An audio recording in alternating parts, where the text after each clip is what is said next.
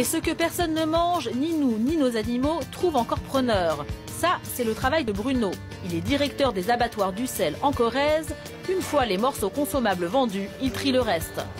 Vous voyez ces boyaux qui vont être utilisés pour faire des cordages des guitares, des violons ou autres. Voilà une des autres utilisations qu'on peut faire avec le porc. Encore une autre utilisation avec les oreilles, voilà, clandestine à la fabrication de produits cosmétiques, des masques pour les cheveux, des crèmes visage. Vous voyez, c'est ce qu'on appelle le gras, hein, c'est du gras, vous voyez. Hein. Je vous fais noter l'aspect gras et très tendre de cette partie du porc et qui eh bien, se destine à fabriquer le rouge à lèvres que ces dames utilisent grassement et qui vous permet, lorsque vous vous embrassez, d'avoir un porc entre vous.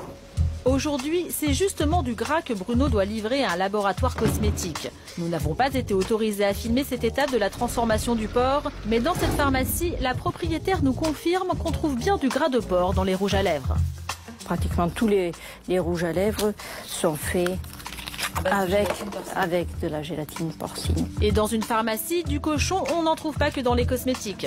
On trouve des médicaments à base de porc, soit le médicament en lui-même, soit l'enveloppe du médicament qui est composée de gélules.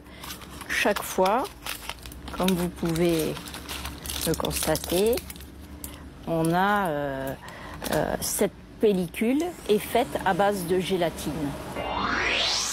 Si vous ne mangez pas de porc pour des raisons religieuses, pas de panique. Gabriel Elfassi est rabbin en banlieue parisienne. Il est très clair, quelle que soit la religion, quand il s'agit d'un médicament, il n'y a aucune interdiction. Toute religion qui se respecte se doit de soigner ses malades.